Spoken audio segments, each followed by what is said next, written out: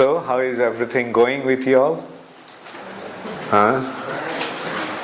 How are you swimming in the ocean of nectar? Huh? Still floating. And who is drowning?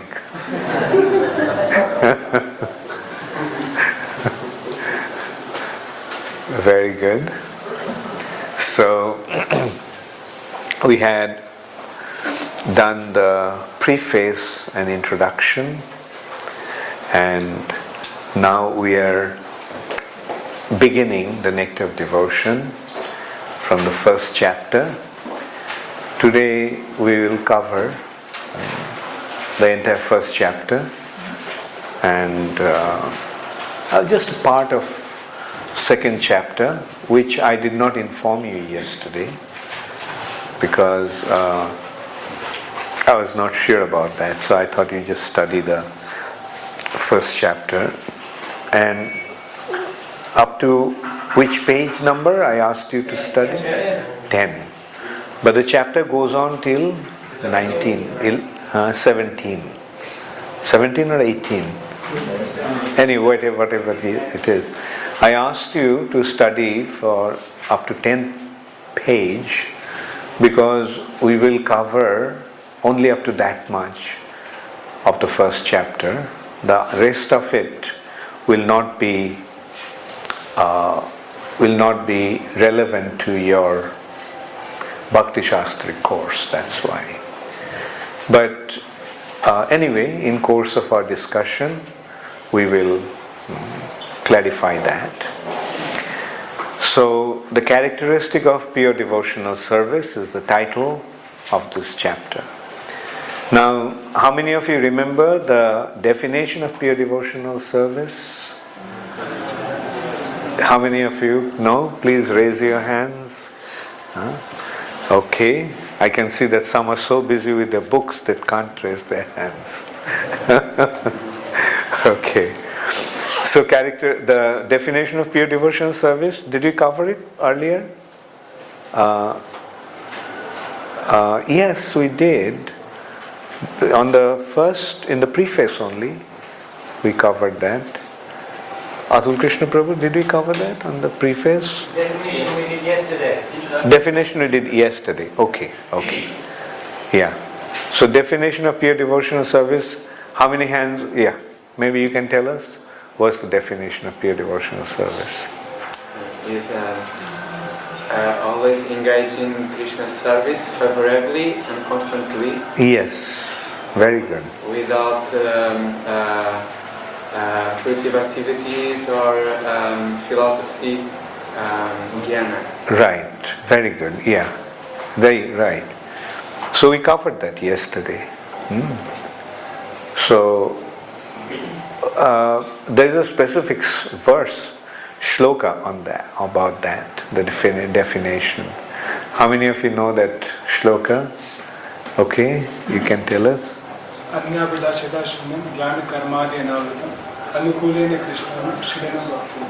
Very good, very good. Now, Anna Bhilashita Shunnam. Anya means other. Abhilashita, Abhilash means desire. Shunnam means devoid of. Hare Krishna. Today is the second time I saw you coming late in the class. Why are you late? Yeah. Huh? Is this the first time? Anyway, why are you late? Don't be late in the class. Rather try to come 5 minutes before than 20 minutes after. So, I think attendance is one of the aspects of Bhakti Shastra. We're keeping track of that, Maharaj. We're noting everybody's attendance, so we give a mark for that. Okay. Yeah. Yeah. Punctuality is a very important thing, especially in ISKCON. It has to be emphasized. Like, Anna Bhilashita Shunnam. Shunnam means free from. Shunna actually, the Sanskrit word Shunna means zero. So the Shunna literally means without, devoid of. Anna Bhilashitam, free from any other desire. Any other desire means any other desire besides Krishna consciousness, Krishna service. And this desire is devoid of or free from the coverings. What are the two coverings to devotional service? Jnana and karma. Jnana means philosophical speculation or just intellectual pursuit. Jnana and karma, there are two aspects: gross existence and subtle existence. Gross involvement, meaning the body's involvement, is in karma. Subtle body's involvement, gross body's involvement is karma. Subtle body's involvement is jnana. So that means abritam, these are actually two coverings of the soul. The soul has two coverings, two material coverings. One is the subtle body's covering and the other is the gross body's covering. So when the soul is free from these two coverings, that means the soul is in the pure state. And it is in that pure state that the pure spirit soul can render pure devotional service. Now, pure devotional service is rendered by the pure spirit soul. So that is the pure devotional service. As long as we are in the gross bodily platform, we'll have a tendency for sense gratification. When we are in the subtle bodily platform, we'll have a tendency for liberation. So pure devotional service means free from the desire for sense gratification and free from the desire for liberation. And at that stage, pure devotional service indicates, what does pure devotional service mean? Pure devotional service means just rendering service unto Krishna just for the sake of it. Just for the sake of Krishna's pleasure. There is no other desire. So, now, definition of pure devotional service we understood. Now it comes to characteristics of pure devotional service. So in this way we can see Nectar of Devotion is dealing only with pure devotional service. Nectar of Devotion doesn't have any business with mixed devotional service. Mixed devotional service means devotion mixed with karma, devotional service mixed with jnana. Those devotional service, mixed devotional services are known as Karma Mishra Bhakti and Jnana Mishra Bhakti. Or it can also be identified as Karma Yoga and Jnana Yoga. Just like Bhagavad Gita is dealing not with pure devotional service. Bhagavad Gita is predominantly dealing with Karma Yoga. And at the end only it is coming to pure devotional service. What is the definition of pure devotional service according to Bhagavad Gita? Where does pure devotional service begin? That is there, right? But Sarva Dharman Parityajya. Sarva Dharman. Here the dharma is not indicating Christianity, Islamism, Judaism and so forth. Not these dharmas. Here they are indicating the dharma of the body, dharma of the soul, mind, dharma of the gross body, dharma of the subtle body. Those dharmas are varnashram dharma. Those dharmas that is indicated are different other branches of spiritual activities that are leading to either fruitive activities or liberation. But here Krishna is saying, Sarva dharman parityajya mam ekam sharanam braja. Mam ekam, surrender only unto me.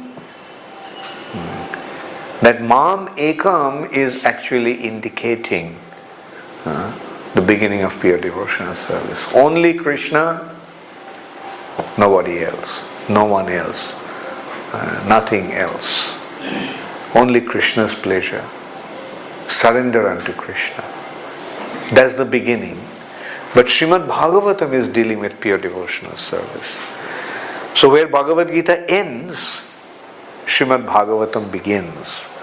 What is the beginning verse of Srimad Bhagavatam? Janmadasya, that's, mind you, it's an invocation. Very good. See, do you see the link now? Dharma prajhita kaitava atra. Prajhita means giving up. Giving up completely. Prajhita. Kaitava means cheating. And Parama Nirmat Saranam Satam. That Parama Nirmat Saranam. Nirmat Sar means free from envy. So when the heart becomes completely free from envy, that means the heart has become purified. What are the contaminations of the heart? Lust, greed, anger, illusion, pride, and envy. So when it is free from envy, means all other five also has been washed away. So when the heart has become completely purified, heart has become purified means the soul has become purified. When we say heart, and it actually indicates soul. Why? Because the soul is situated in the heart. So purified heart can only enter into this region. Parama nirmat saranam satam vedam vastavam atra vastu. Then only one can understand this. Vedyam means understand. Vastavam atra vastu. This real substance. Who is the real substance? Krishna.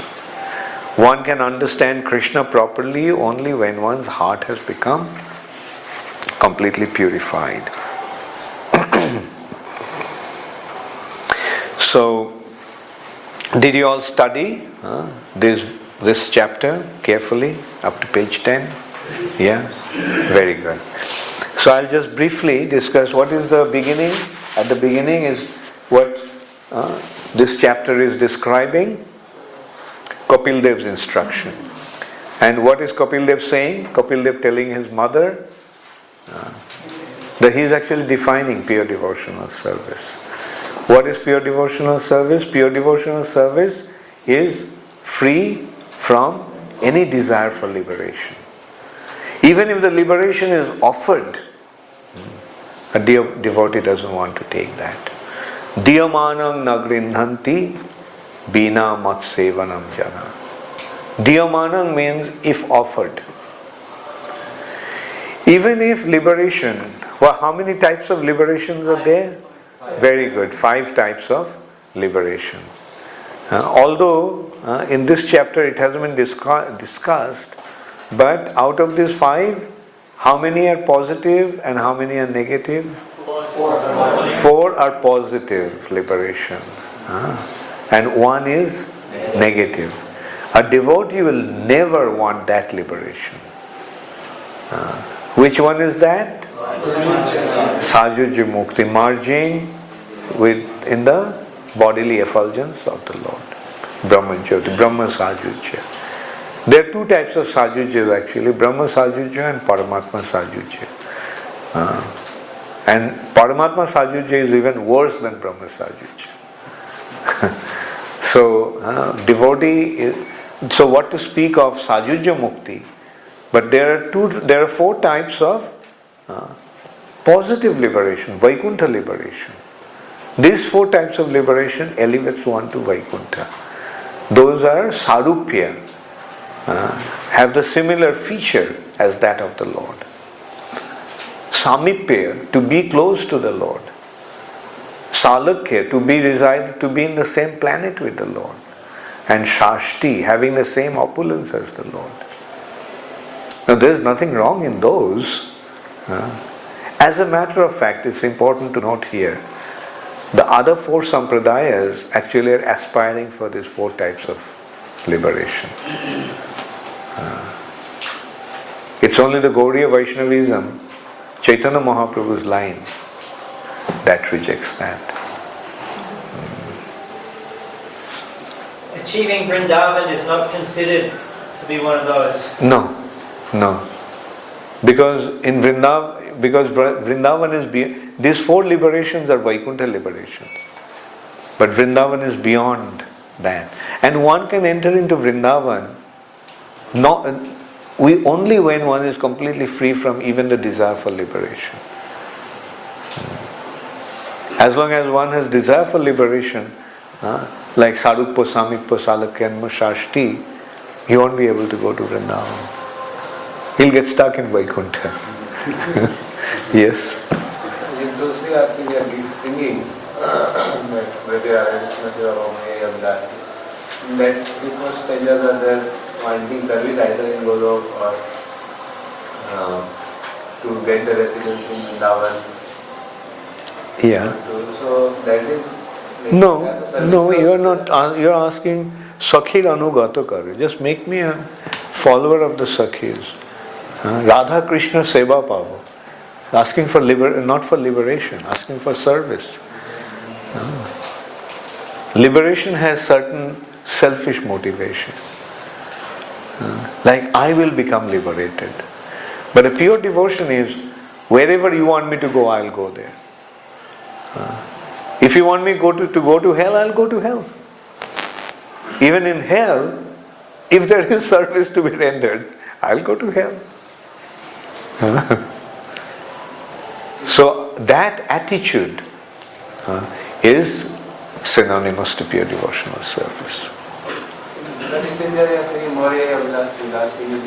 Bilash Kunja Diyavas, where is that? Bilash Kunja? You are not asking for Vaikuntha liberation, Sarupya Samipya. You are asking that give me a residence in a grove where Radha Krishna is residing. Is there a desire for liberation? That grove can very well be here. If in this grove, in this forest bower, in that garden, if Krishna is there, I would be happy to be there. So mood is to be with Krishna for the sake of service, not just for the sake of service. Yeah. Just to serve Krishna.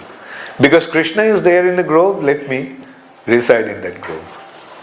I don't care, I don't desire to live in a palace.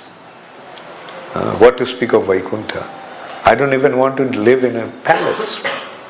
One of the liberation is to get the association with Samipya. To be close to the Lord. In this also we are praying that I can take your darshan all the time. Is he saying that? Or is he saying, can I get the darshan or I can serve you all the time? Nayane heribo sada jugal rupa rashi. I'll see with my eyes will all constantly see the transcendental beauty of the transcendental couple. Where is the thing? Do you see the thing difference? Is there any desire for liberation? It's all, you see, liberation, they are not really praying like that. When they're desiring for these four types of liberation, their attitude is there to be with the Lord in the spiritual sky, free from all this material. More emphasis of getting freedom from all these things, not on... Right. But for a now this you can see, Vilas Kunja, right? And this can very well be on this planet. They are not saying only in Vrindavan Vilas Kunja. Saying Vilas Kunja, wherever Radha Krishna is, I just want to be there. Now you can see, like, liberation has the tendency to get out of this material nature. Whereas this is not actually, for the sake of liberation, he is not praying. This prayer is for the sake of service. Yes.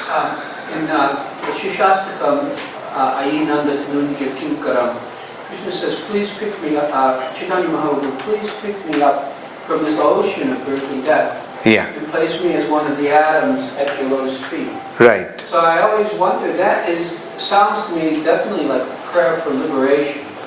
So, can you comment maybe? Yeah, well, that is there. That at that stage, that make me a speck of dust at your lotus feet. It can be synonymous to liberation, but look at the thing afterwards, the prayers afterwards. Ashlishya padaratan. So if that's coming from Chaitanya Mahaprabhu, is that desire okay for the devotees? Yeah, sure. That is naturally desirable. Make me a speck of dust at your lotus feet. So that desire is there, to be close to the Lord, to be able to serve the Lord. But you can see the predominating mood behind that prayer is not liberation. Liberation is for my sake. Whereas devotional service is for Krishna's sake. That is the difference. Yes? Why Paramatma Sahyuja is even worse than Brahma? Because in Brahma Sajuja one feels that he has become Brahma Jyoti and cause of everything. But Paramatma Sajuja, he thinks that he has become Paramatma. That's very dangerous. It's like I have become God. Yes. They also worship Radha Krishna Krishna inferential love. Vallabhacharya, Nimbakaracharya, they worship Radha Krishna. So they will go to Vaikuntha. Well, that is the thing, you see, first of all, Vallabhacharya actually got it all from Chaitanya Mahaprabhu. Vallabhacharya was initiated by Gadadhar Pandit. So Vallabhacharya originally was in the Gauriya Sampradaya. But unfortunately, Vallabhacharya's followers afterwards severed that relationship. Most probably because in Chaitanya Charitamrita, the way Vallabhacharya has been chastised by Chaitanya Mahaprabhu. Actually, Chaitanya Mahaprabhu had a very sweet relationship with him. And he could chastise, but these people could not, Vallabhacharya's followers could not digest that. Therefore, they severed that connection with Chaitanya Mahaprabhu. And they started to call Vallabhacharya as Mahaprabhu. So that is with Vallabhacharya. Nimbarkacharya, I do not know how far their original idea was to serve Radha Krishna, or they got it from Chaitanya Mahaprabhu afterwards and introduced it in their culture. Yes, right. Chaitanya Mahaprabhu brought they appreciated Radharani, so Chaitanya Mahaprabhu brought this mentality from Nimbarkacharya. Well, now we have to understand who is Krishna and who is not. Right? So this is the problem, Anyway, the thing is, at least we know one thing, that if Chaitanya Mahaprabhu did not come, Radharani's identity wouldn't have been revealed. The question is, where did you get, Vallabha Sampradaya, where did you get this understanding of Radha Krishna's pastimes? Whereas in Chaitanya Mahaprabhu's thing is very systematically analyzed. Radha and Krishna himself came in the form of Chaitanya Mahaprabhu. Why? They all have been very, very clearly explained. I don't know whether there is any such clear indication in Vallabha Sampradaya, in Nimbarka Sampradaya. Yes? In the Shikshashtakam, the 5th verse says that I want to serve life after life. He's ready to die. But in the next one, he's telling that the higher as we go, it's like Shastakam is taking us higher consciousness. So then why he's praying that you deliver me from the... Deliver me, so yeah, life after life, that is the third verse. No, the third verse is, fourth verse. Na dhanam na janam na sundarim kavitangva jagadisha kamai mamo janmani janmani share bhavatat bhakti rahetu ketai. Life after life you offer me pure devotional service. So then he is considering his situation. I am fallen in this dangerous ocean of material existence. But please keep me, place me at your lotus feet as a speck of dust. So anyway, that is how Mahaprabhu presented that, that is the order that he put. So, but we have to see that the underlying mood all along, what is the mood? The first of all, he is pointing out the importance of the holy name. Then how the holy name, what the holy name is, the potency of the holy name, how to chant the holy name, right? And to be committed to the holy name. And then he is coming to, please deliver me from this dangerous ocean of material nature.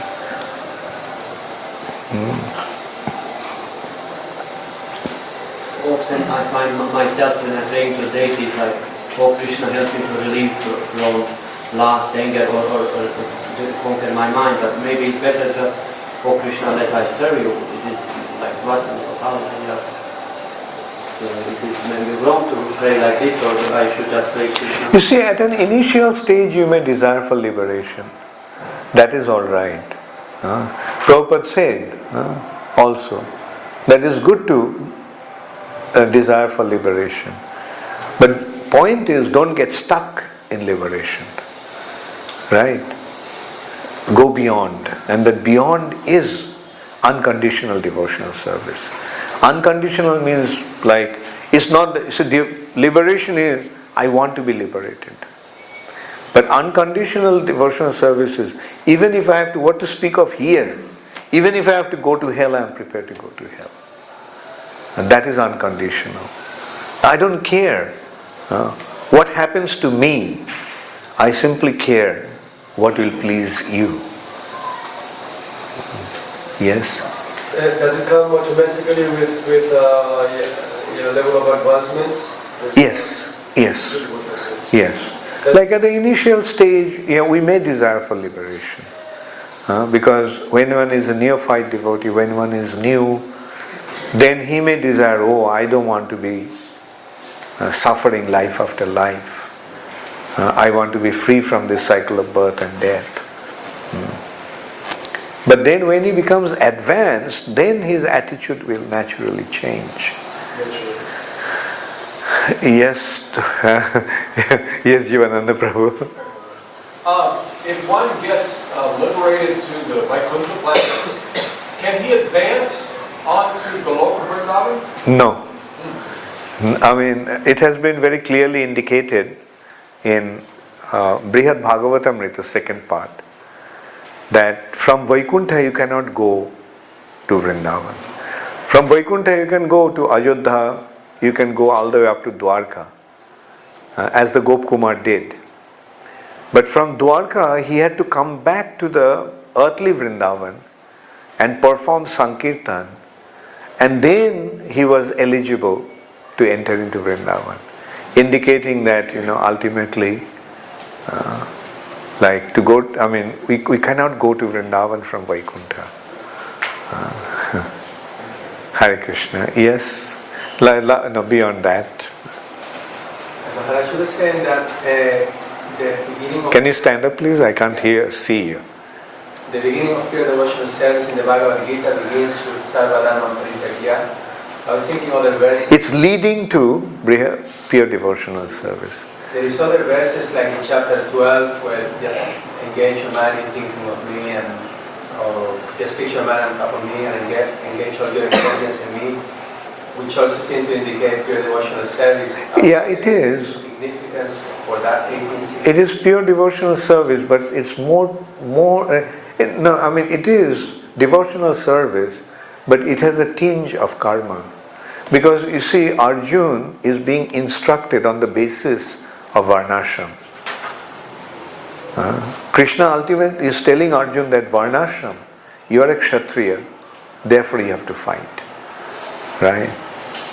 Krishna is not, and Arjun is accepting that. Of course, no doubt that Arjun is a pure devotee, but the instructions of Bhagavad Gita, the understanding is predominantly based on karma yoga.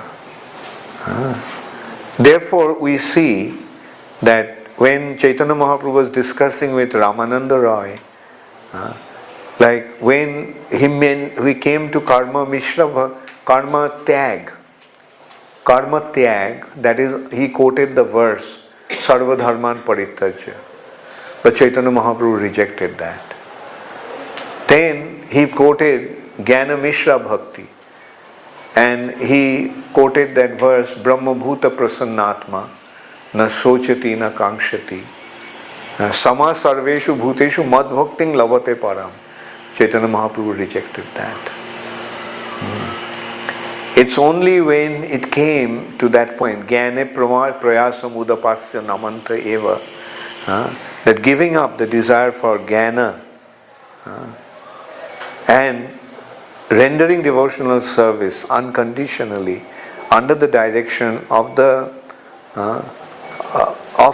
authorities, pure devotees, giving up all other desires.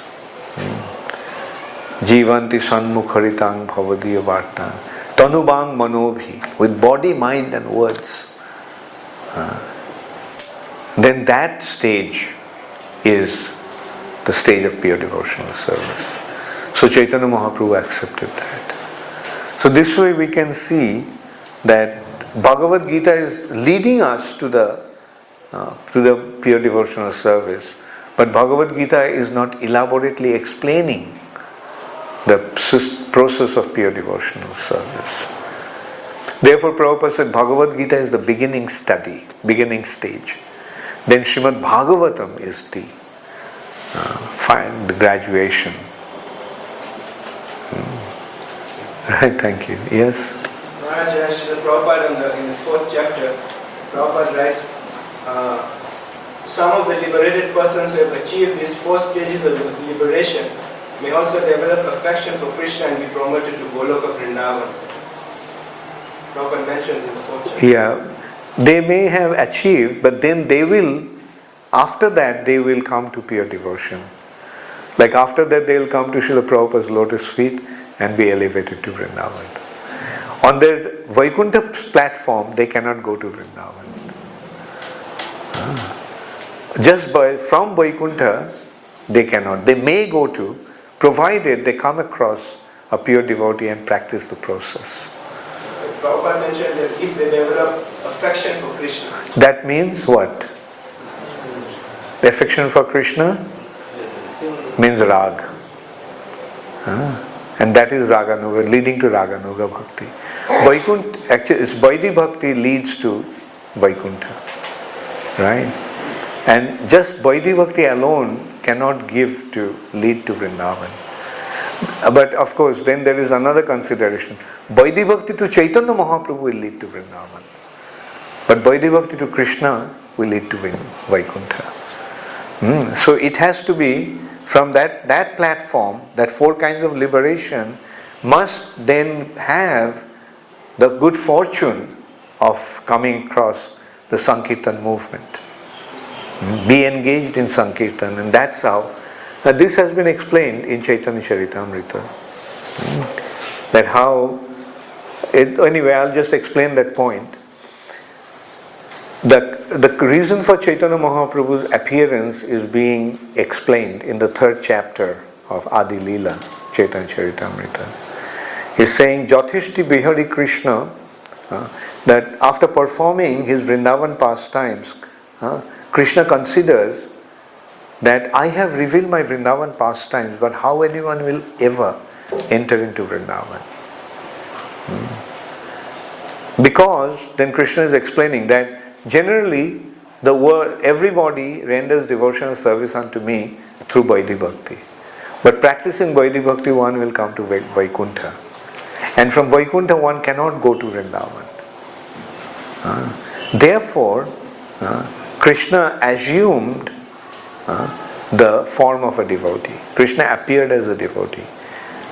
Now, that when the devotee Krishna is worshipped with Vaidhi Bhakti, then he becomes eligible to enter into Vrindavan.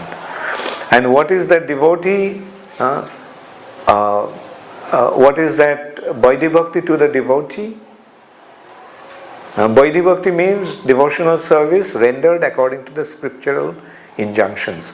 Now tell me, how is that devotee Krishna worshipped according to the injunctions of the scriptures? Jaggai Sankirtana Prayi. Through this Sankirtan Yagya, when this devotee Krishna is worshipped, then one becomes qualified to Vrindavan. Yes? Maharaj, we have our internal spiritual identities. So these identities are going to assume that every living entity has a relationship with Krishna in Goloka Vrindavan, or some relationships or some spiritual identities are exclusively Vaikuntha. It's difficult to say. It's difficult to say because you see, generally everybody has his own sarup. So, and according to the sarup, when he becomes perfected, he becomes situated. Some are meant to be in Vaikuntha. Some are meant to be in Vaikuntha. But some are meant to be in Vrindavan. But then, some from Vaikuntha can go to Vrindavan by Krishna's mercy. But then what they have to do, they have to come down to the earth planet, become engaged in Mahaprabhu's Sankirtan movement, and then become eligible to enter into Vrindavan. Does this mean that the relationship with Krishna changes? Krishna can make it change. Yeah. An example can be given is Jai Vijay. They were gatekeepers of Vaikuntha. But then they got an entry to Mahaprabhu's pastimes. And by getting entrance to Mahaprabhu's pastimes, one also gets an entry to Vrindavan. So in this way they become related to Krishna. Gita Nagari? Yeah, you said that each of the four sampradayas are aspiring to the four different types of liberation. Not each of them. The four sampradayas. Four sampradayas. Yeah, not that different sampradayas have different types of affinity for different liberation. Like, for example, the Ramanuja sampradaya is... They can have any of the four. Oh, okay. Right. I thought that each... But the point is that their destination is Vaikuntha. Okay, I was going to ask you which sampradaya is desiring which liberation, but I guess they're desiring any one of the four. Yeah. Okay. Yes, Atul Krishna Prabhu. Mahaprabhu is describing to one Narayan Bhakta that in the Chaitanya Charitamrita that Lakshmi Devi also couldn't enter Vrindavan. Right, yeah, right. Where is that explained in more detail? That story in more details of that? Okay. Immediately what I can think of is Chaitanya Charitamrita. And maybe it's from Brahma Vaivarta Puran. Maybe, I'm not quite sure. Like Lakshmi Devi wanted to enter into Vrindavan. Enter into Krishna's rasa dance and approach Narayan for that. But Narayan said, if you want to enter into rasa dance, then you have to just follow one of the gopis of Vrindavan. And Lakshmi Devi said that how is it possible? I cannot be subservient to anybody, I am Lakshmi. Then Narayan said, then forget it.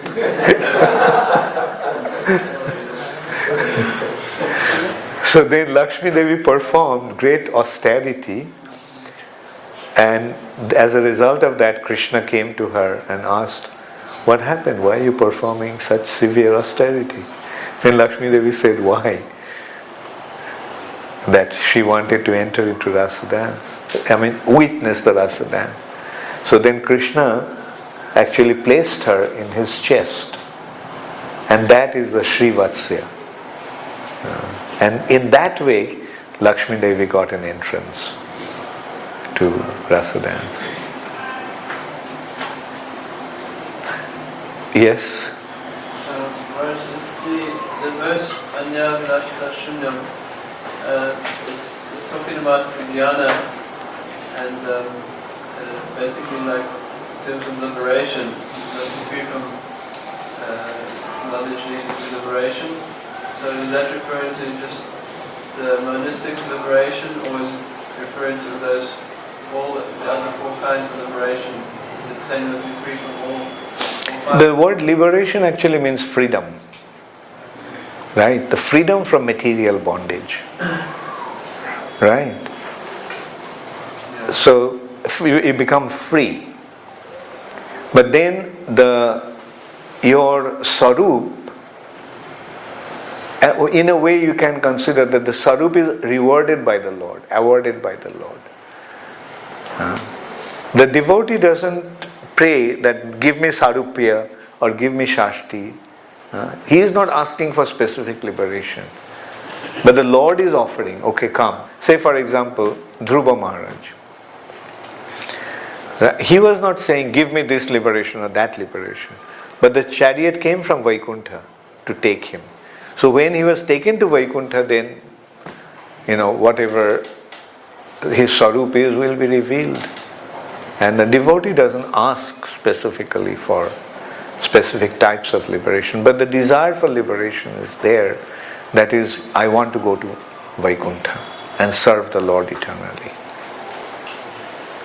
But does he say that we must be free from that desire? In order to go to Vrindavan. Pure devotional service. Pure devotional service is completely free from even desire for liberation. Right? You get the point? Like there's no tinge of even desire for. So point actually is there is no selfish or personal desire. All the consciousness is entirely projected onto Krishna.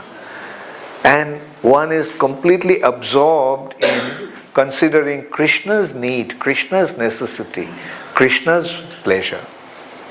And no consideration for one's own individual pleasure. Right?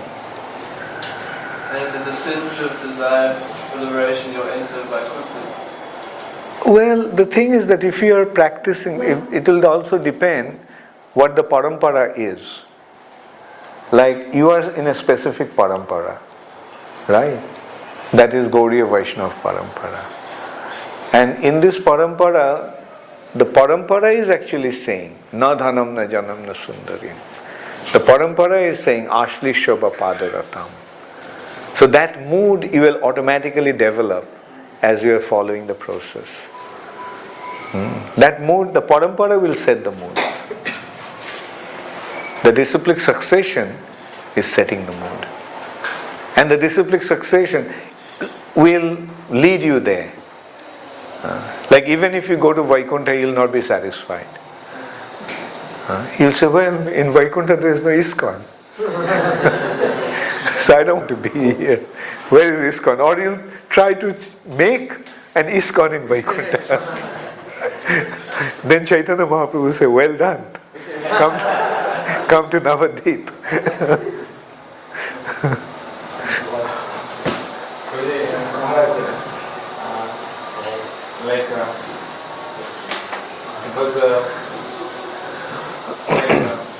It is said that spiritual master is transferred my media from the Lord, and also some devotee they tell that I don't know Krishna, who is Krishna, and I know only service to my spiritual master, like Prahlad Maharaj is saying, many advanced devotees says.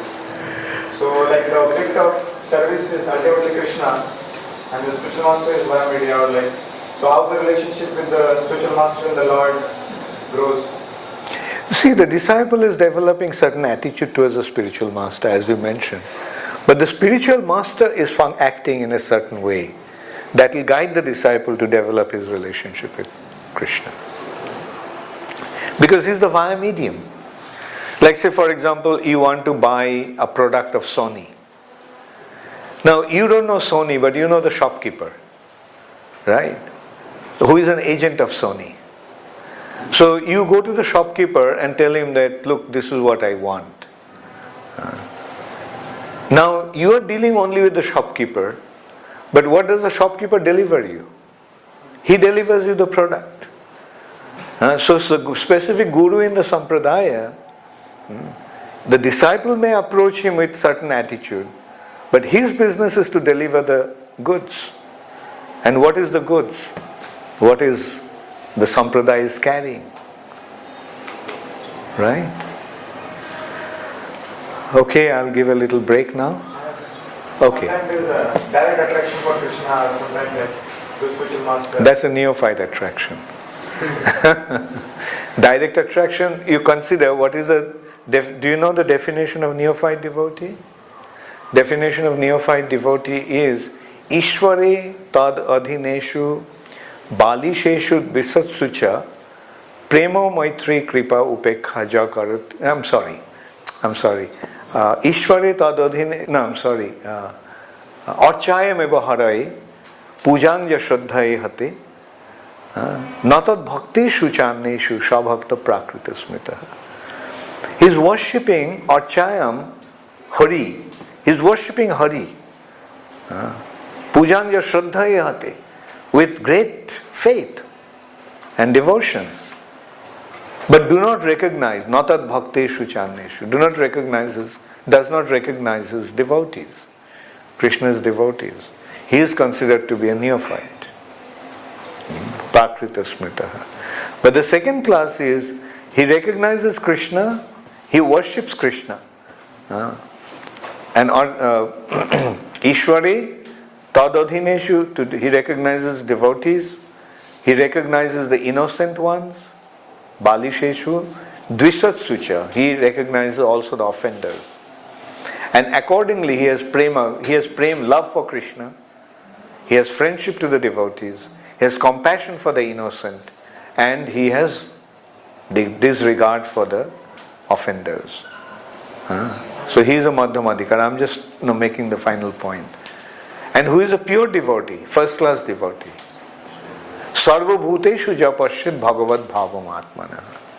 He is seeing that everybody else is a devotee. Only he himself couldn't become a devotee.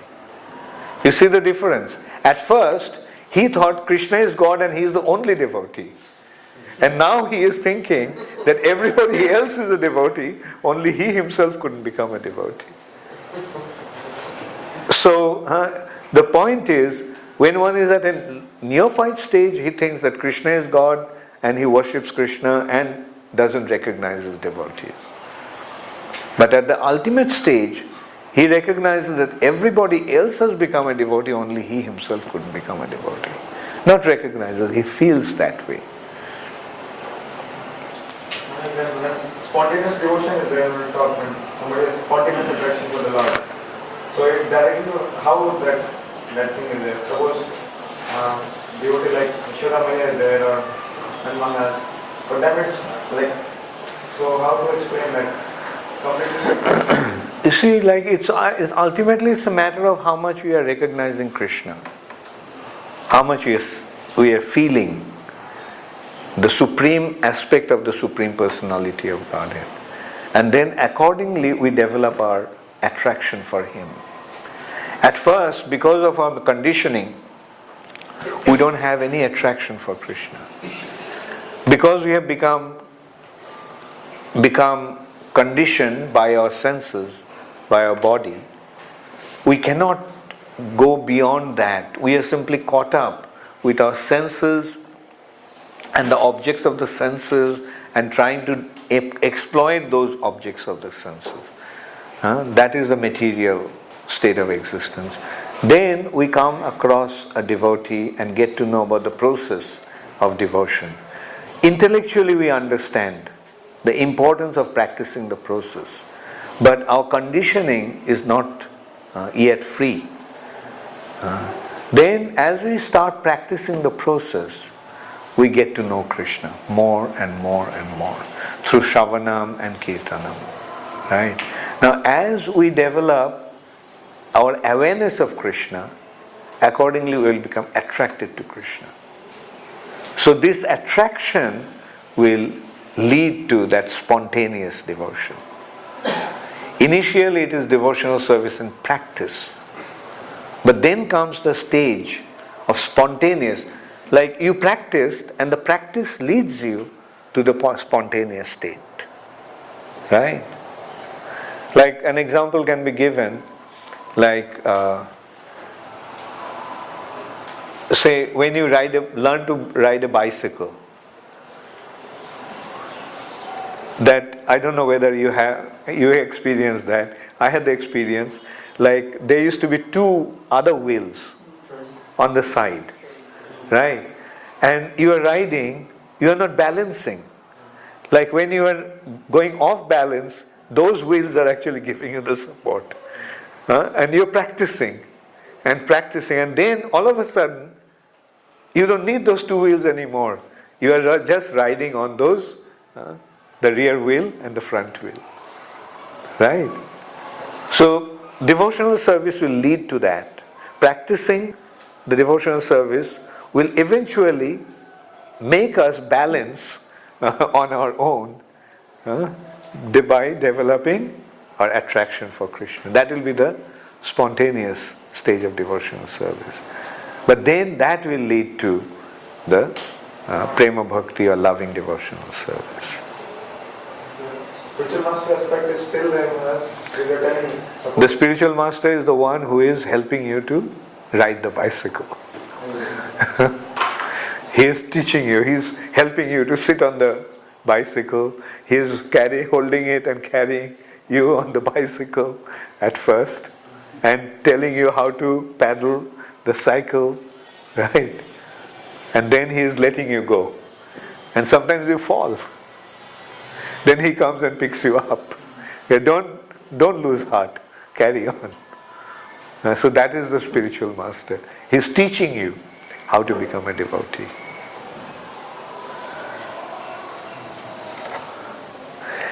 So I'll give a break now for 10 minutes. And then we'll go to the second session.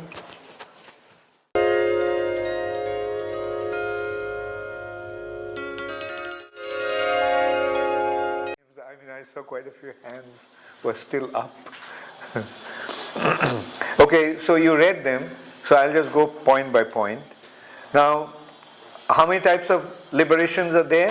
How many of you know? All of you know how many types of liberations are there. And what is the attitude of a devotee towards those liberations? How many of you know? Please raise your hands.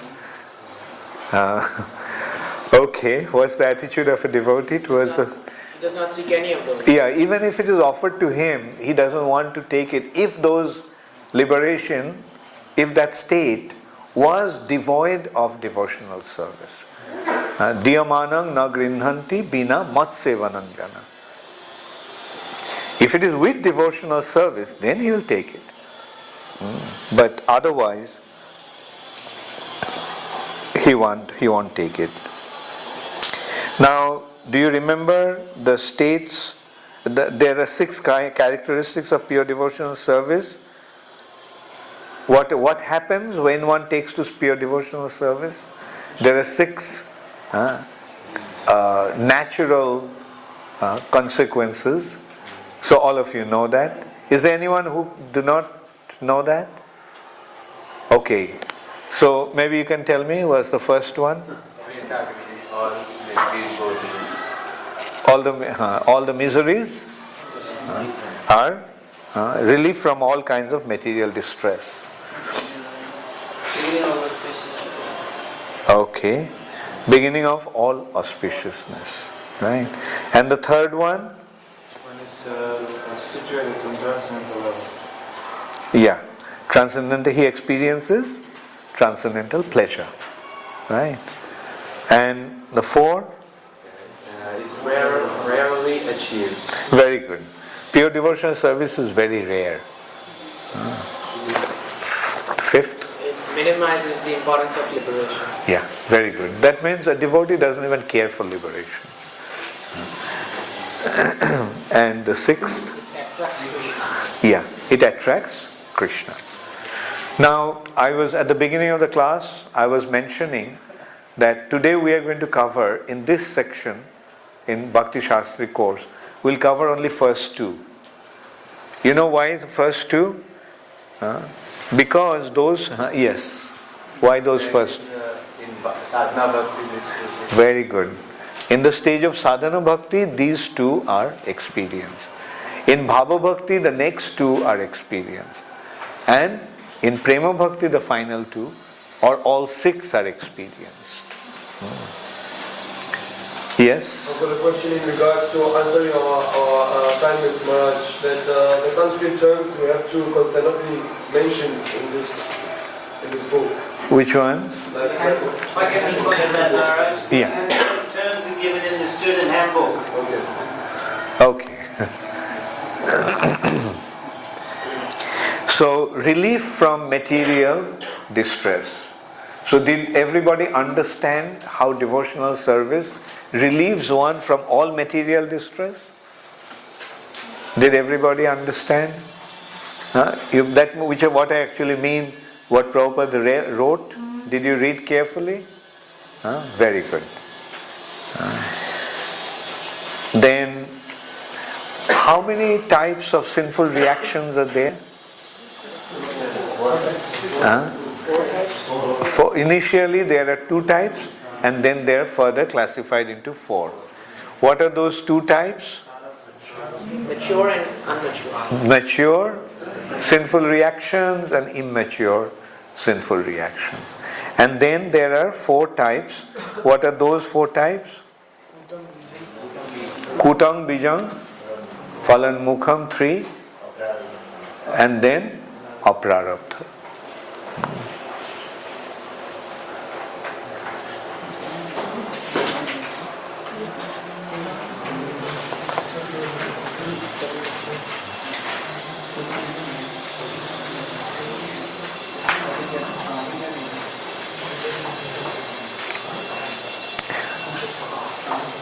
So that Aprarabdha has been, we have to remember that Aprarabdha is the first one. The things that hasn't been fructified, hasn't been mature. But those who have been mature, then it is leading to lying as seed, effect which are almost mature.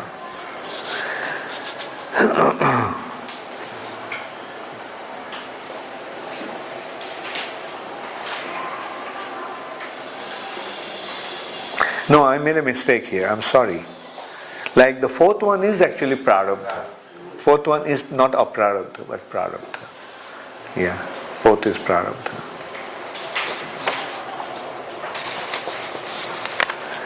So, you have studied all, and then the first stage, the second chapter, we'll just cover only the beginning of it, or maybe we can leave it for the next one because we didn't ask you to study it. So the next is you study carefully the second chapter, the entire second chapter. And anyway, since I mentioned it, why did we want to study to discuss this first page of the first stage of devotion is because it is speaking about 3 types of devotion, which I'm sure you already know. What are the 3 types of devotion? 3 stages of devotion, not 3 types, but 3 stages of devotion. First is sadhana bhakti, bhava bhakti, and then prema bhakti. So this is what we had briefly. We'll discuss tomorrow the second chapter. Second chapter is tomorrow. Tomorrow is the Atul Krishna. Today is the 3rd day, yeah? Yes, Maharaj. 3rd day. So I have only 2 more days. So if I do the second chapter tomorrow, okay, so we'll try to do second and third tomorrow. Right, that's what we planned actually. Second and third we'll do tomorrow. So you study second and third carefully beforehand, before the class tomorrow. And then the day after we'll do the fifth chapter. So that is our module for this week. Yes? Okay, now you're opening up question answers. Ajamli section, when Loka comes Sankirtan Parihasyama, in that it's written that if one starts beginning of devotional service, all the reason of simple life is vanquished. Before that also Kechit Kyoya Bhakta, Prabhupada writes in purport that just with little glimpse of devotional service, all the reactions are burned away. So what is that little glimpse of devotional service exactly like? That is, if we consider the holy name, chanting of the holy name is chanted in 3 stages. Right? One is the offensive chanting, the clearing chanting, and then pure chanting. So in the clearing stage of chanting, all the sinful reactions are washed away. Right? That means that if you chant one holy name of the Lord, in the clearing stage itself, it will wipe out all the sinful reactions. Just as it has been mentioned by Haridas Thakur, Koti janme brahmo gyane jei mukti noy, shudhumatra nama bhashe shei mukti hoy. The liberation that is not achieved in millions of lifetimes of Brahman realization, just in the stage of namabhash, the clearing stage of chanting the name, that liberation is achieved. Liberation means freedom from all sinful reactions. Because if you have some sinful reactions left, you cannot be liberated. So this is how powerful the holy name is, that just the side effect of the holy name gives us liberation. That time desire for sinful activity will still be there, or desire will also go away? Desire will go away. Desire will go away. That, you see, that abhash, that a glimpse of the spiritual reality is so attractive that you won't have any kind of attraction for any material thing. Like say, if you have a plate of not so nice food, but because you are hungry, it's rotten and not so nice. Because you are hungry, you are forced to eat it. You are eating that because you don't know anything better. But then somebody comes with a delicious plate of Mahaprasad. What will you do? Will you look at that other plate at all? Because the taste of the Mahaprasad, just the sight of it, will make you, throw that other plate away. Yes? I want to know, Maharaj, that soul is coming from spiritual world to material world. That time no seed was there, sinful seed was not there. And at what point that seed is coming? Yeah, good point. You see, we can look at it this way. This is from Prema Vivarta by Jagadananda Pandit, the associate of Chaitanya Mahaprabhu. He is pointing out that somehow a living entity looks away from Krishna. Krishna bohir mukh hoiya bhogobancha kare. Just somehow or other he just looks at. Now a living entity is minute. His consciousness, since he is minute, his consciousness is like a ray of light. Right? His consciousness can be compared to a ray of light. So to how many points you can project one ray of light? Only at one point. So it has only 2 options. Either towards Krishna or away from Krishna. Right? And the moment it turns his face away from Krishna, then what does he see? Away from Krishna is what? There's only two things, Krishna and Krishna's external energy. Looking away from Krishna means looking at Krishna's external energy. Right? Now the external energy is inferior, whereas the living entity is superior. Now as soon as the superior comes across an inferior, what happens? He develops a tendency to exploit. Right? Now exploiting tendency means lording over. So see how his identity is changing? Just because he looked away from Krishna, his identity changed now from a servant to the master. And that identity, like that of a master, is the false ego. He gets covered by false ego and thinks that he is the master. And then he gets the next covering, the second covering of intelligence. And he begins to consider how he is going to enjoy this material nature. Then he gets the third covering of the mind, through which his consciousness now is constantly being projected onto the material nature.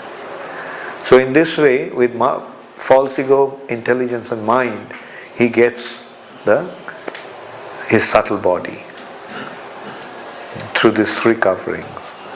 And then accordingly the nature awards him with a gross body.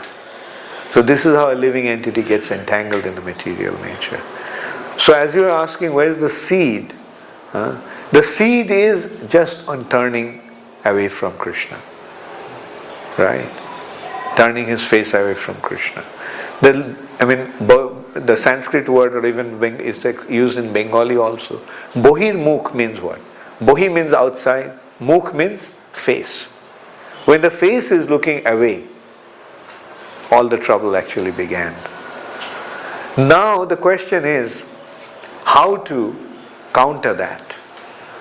The way to counter that is look towards Krishna. Therefore Rupa Goswami is saying, always remember Krishna, never forget him. And Krishna is saying, man mana bhavo, man mana bhavo. With your mind you just think of me and don't think of anything else. So that is the way to turn our face back to Krishna. Yes? Maharaj, you say that devotional service, in the first chapter you say that devotional service is so powerful that it can uproot the desire that is not yet manifested. So my question is that how long does it take? Because it is said that the holy name is so powerful that, but just by chanting, the more offenses you can commit, you can purify so more than that. So we're seeing a chanting for so long, but yet this envy, greed is not going. How long are we supposed to do that? As long as it takes you to develop your attachment to Krishna. Can you also make it lifetimes? It's up to you. The choice is yours. Yeah, it can take many lifetimes, or it can even take a second. Fraction of a second. And, for that matter, it has happened. Otherwise, look at yourself, like you gave up your attachment to material enjoyment and you have committed yourself to Krishna consciousness. So you must have got some taste. You must have developed some attraction for Krishna, otherwise how could you do that? So it has already happened, don't worry.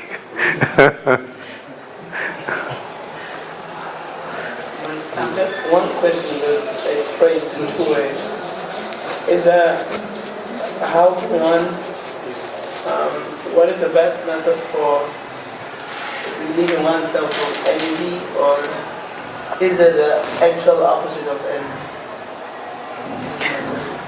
No, come again, I couldn't get that. Often Maharaj would say that of all the six, Okay, envy is the worst. envy is the worst. Yeah. And so then, what is the best method to cut down this? Okay. Yeah. The best method, according to Srimad Bhagavatam, is to becomes situated in the mode of goodness. Bhagavatam is saying, Tada rajas tamo bhava kamo lobho dayascha je cheto etoir anabidham sthitang satya prasidati. As long as we are in the mode of ignorance and passion, we will develop these tendencies of lust, greed, anger, illusion, pride, envy. But when one becomes situated in the mode of goodness, then he is not affected by that. Now, how can we become situated in the mode of goodness?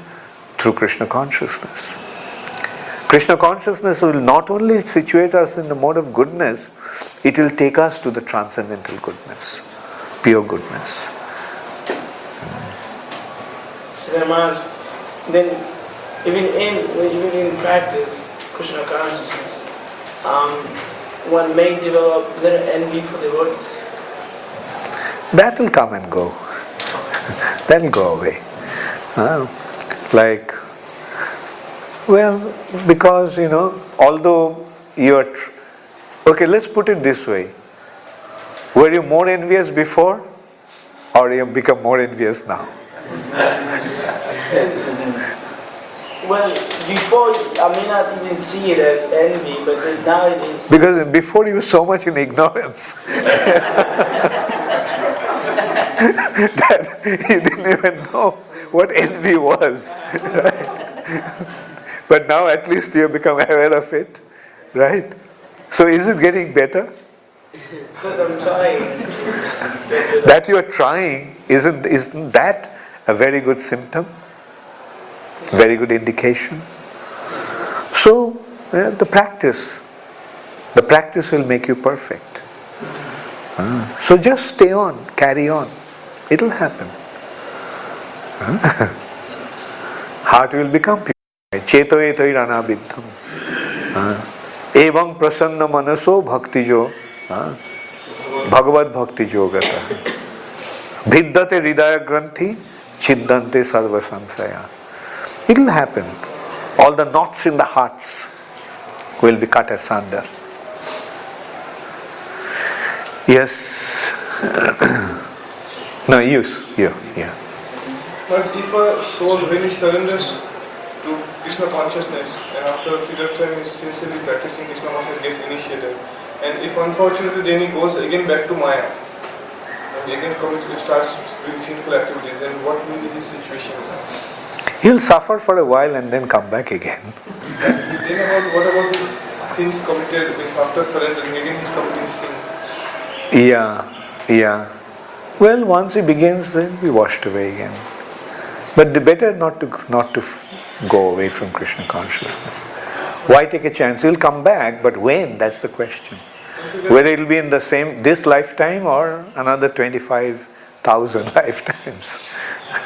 So why take a chance? Now that you have found the right path, why should you deviate from the path? Just stay on. Stay on in this path. Never deviate. Yeah. Technically, is possible to fall from Namavas to Namaparas?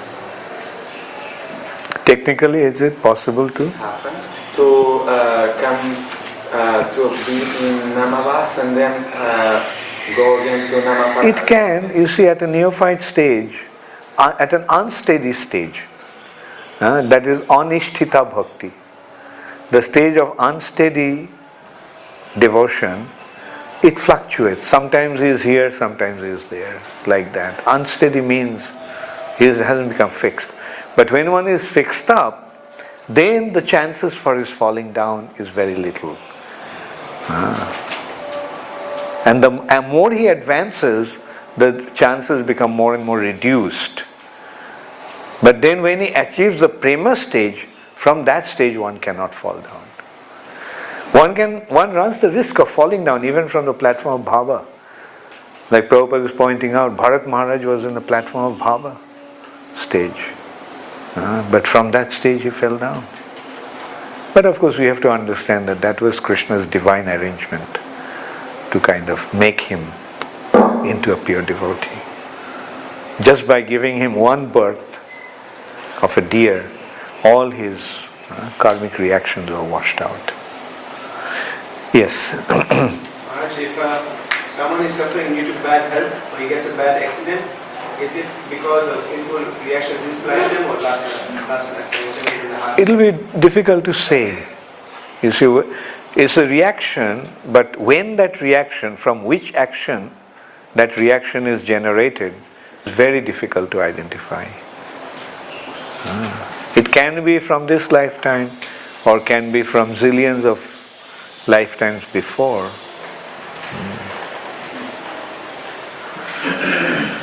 Yes? I have one question about this.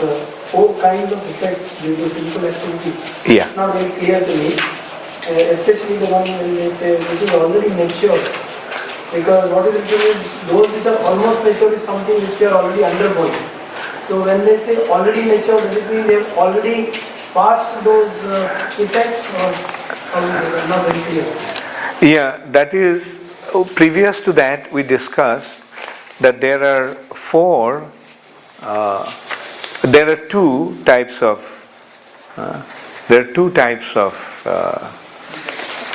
effects. I mean 2 types of sinful reactions. Prarabdha and aprarabdha.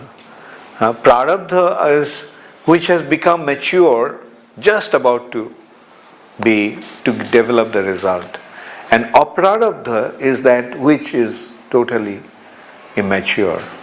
So these are all, we can say these are prarabdha? No. One is prarabdha and the others are aprarabdha. Kutang, vijang, phalan, mukham. Kutang means, they are completely in, like the way the effect which is not yet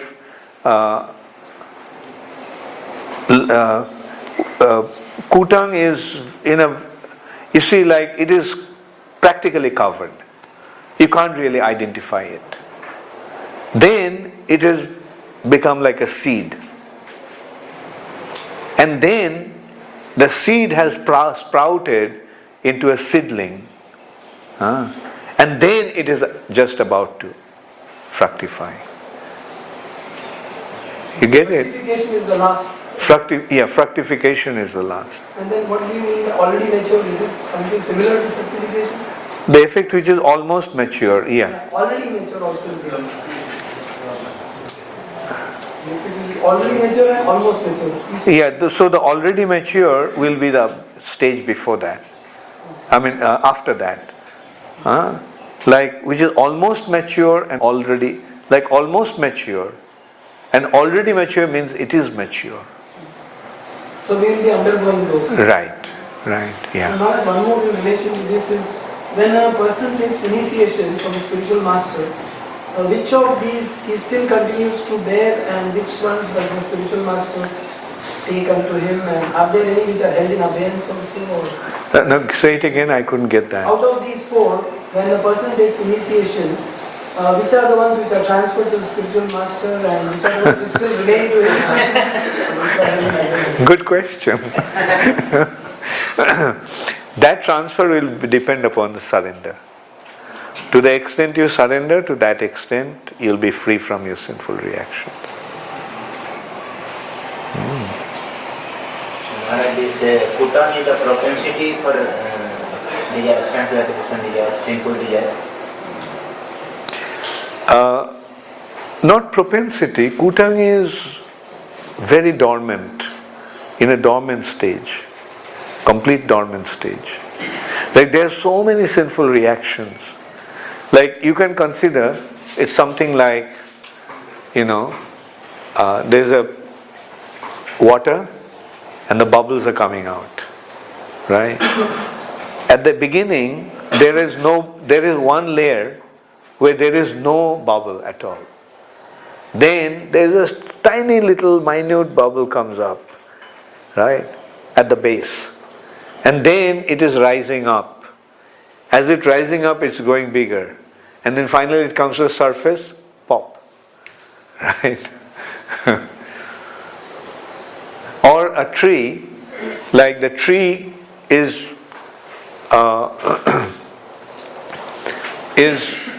there is first it comes as a seed. Then the seed, if the seed is completely covered by the soil, then the chances of its becoming into a seedling is very little, right?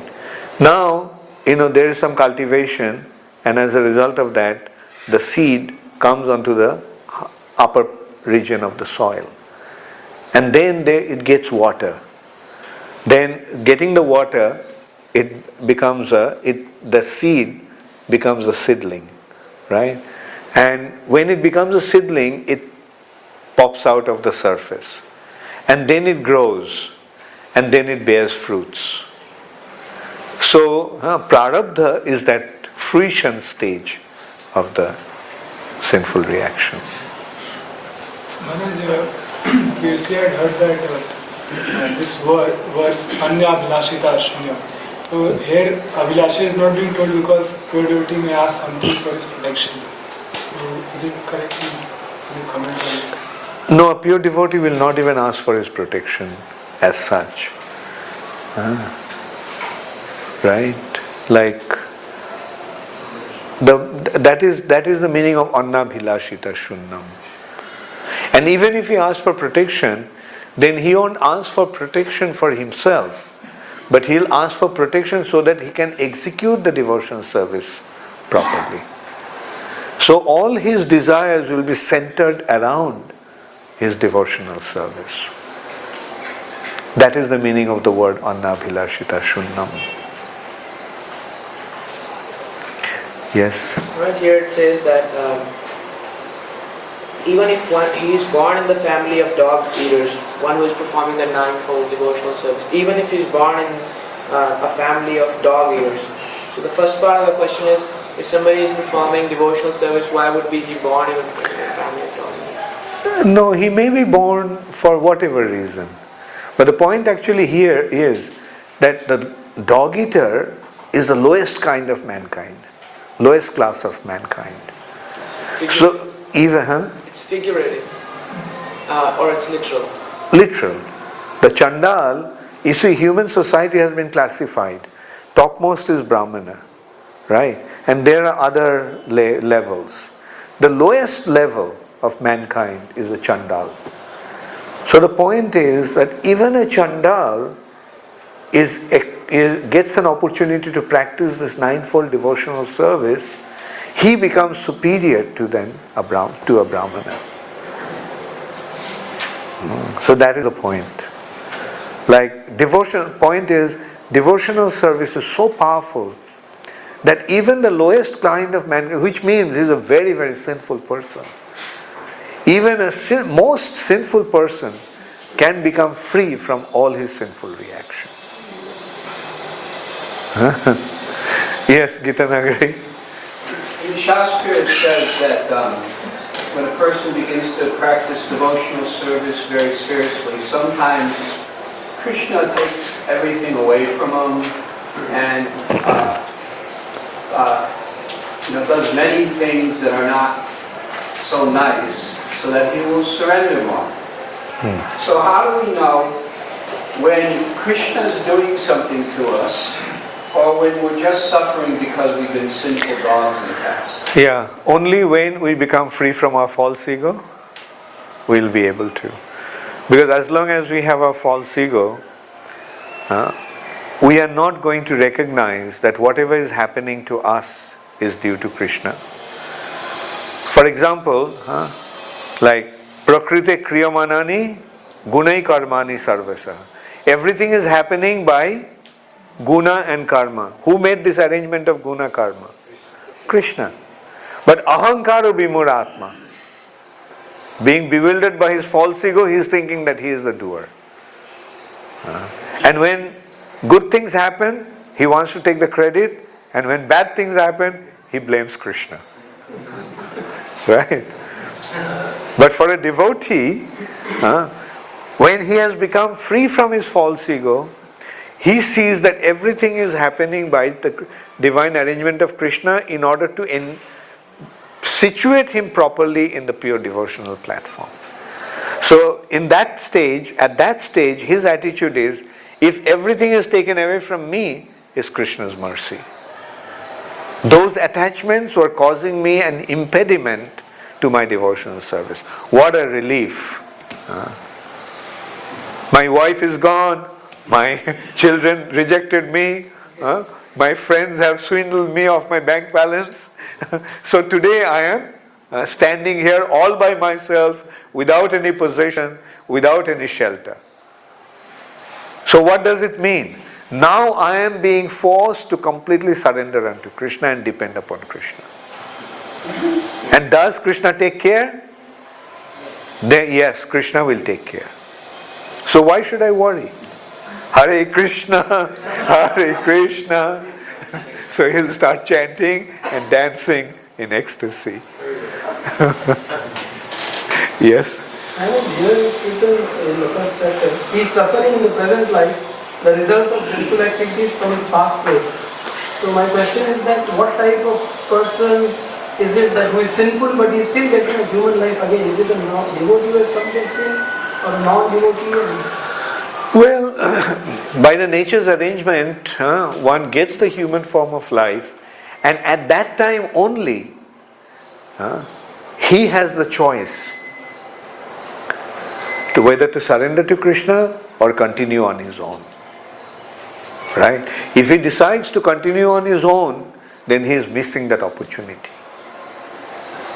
Right? But his sinful reactions and all are there. Like no living entity, unless he is an eternal associate of the Lord, is free from sinful reactions. Everyone, and it is not just one lifetime. Living entities had been in this material nature for unlimited number of lifetimes. But then Maharaj, actually he is suffering from past life, so that means in past life he was a human being. And again this life also... No, he could have been an animal and there could have been the karmic reaction. Then animals, do they have karmic reaction? They can, like say for example,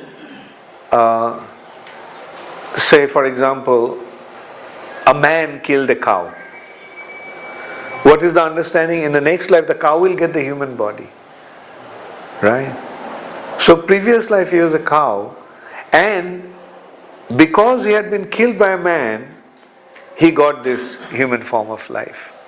And the other man will also get human form? The other man will get the form of a cow and be killed by that cow. So it's not necessary that sinful person will go to hell. He may even come back as human being. He goes to hell to get prepared for another body, and then he comes back. In context to Gita Nagari Prabhu's question, which of the two is the better attitude for a devotee? That I am suffering because of the sinful reactions of my own activities, or to see it as this is all Krishna's mercy? Or do they both represent the same idea? Which is the two better? Yeah, to see that it is Krishna's divine arrangement to make me into a better devotee. That's a better attitude.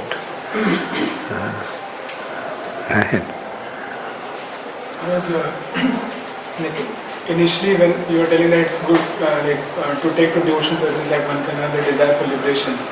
Prabhupada used to say that go back to home, back to God, this very life. So cultivation of devotion service to go back home, back to God here. And then for that to mature into pure devotion service, it happens by practice, or we have to cultivate that desire of pure. What's the difference between practice and cultivation? It's the same thing. Means doing devotion service to be free from the life, the cycle of birth and death. But then the desire that whatever may happen, I will just serve the Lord, that pure devotion. Yeah, okay. So that attainment of that consciousness, means artificially one cannot have that. So that happens by... yeah, naturally. At a certain advanced stage only one can feel that way. It's obviously it's an indication of high level of advancement. Yes, Atul Krishna Prabhu. Maharaj, at the end of the chapter, Prabhupada writes that devotional service is greater than God because it attracts Him. Yeah. Could you elaborate on that? Do you want me to? Because you skipped that in your course. At the end of this chapter. Yeah, okay. Like I thought, you mentioned that, but you did not you didn't, in the syllabus, you didn't put the elaboration is only first two, Kleshagni and Shubhada. Anyway, I thought you skipped that because that was in the most advanced stage, Chandrananda Visheshatma, Krishna Karshanicha, these two are synonymous to Prema Bhakti. Yeah, thank you. You see, pure devotion is so wonderful that even Krishna becomes attracted to it. And Krishna becomes attracted to it because, you see, devotion literally means love affair. So as the devotee loves, see, to begin with, Krishna already loves us. Krishna loves everyone. But not that everyone is responding to that love. And as a result of that love affair is incomplete.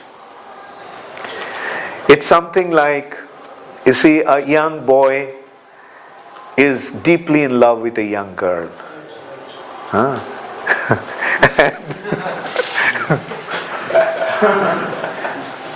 And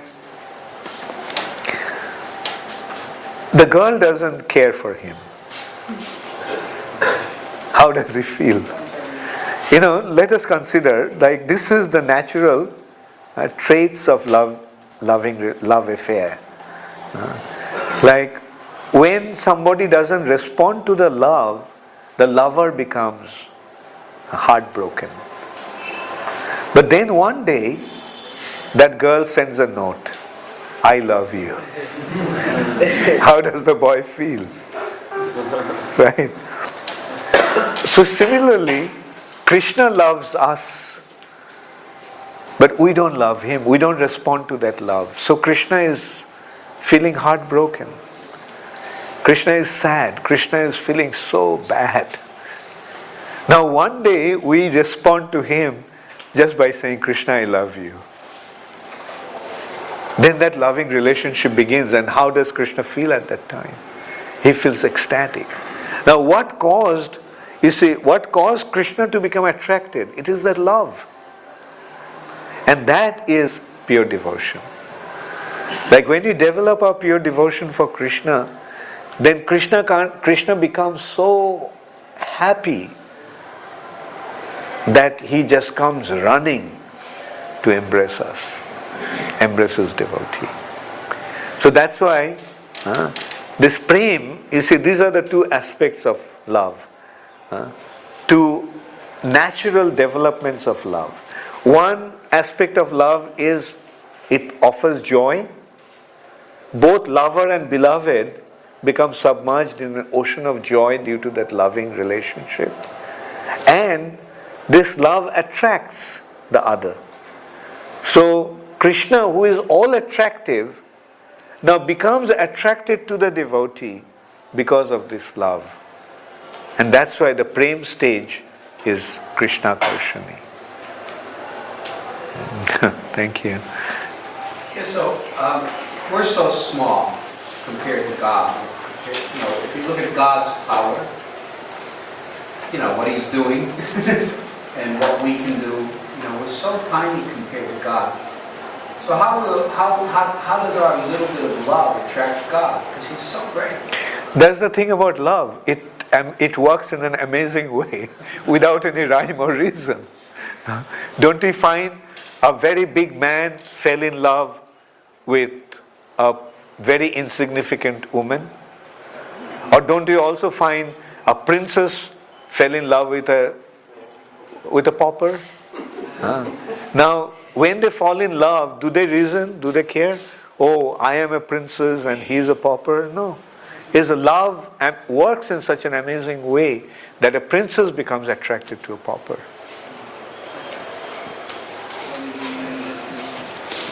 Okay, last question. So really, yeah. I've heard from the devotee that if like two attitudes are there of seeing the things happening in our life, either seeing it as Krishna's arrangement, that way we may develop more love for Lord. At the same time, if we see that as our sinful reaction, that makes us a little more humble. So I've heard from some devotees that it's safer to think that... So develop both the attitudes. See it in both ways. Hare Krishna, all glories to Srila Prabhupada. So you remember second chapter and third chapter. You read carefully and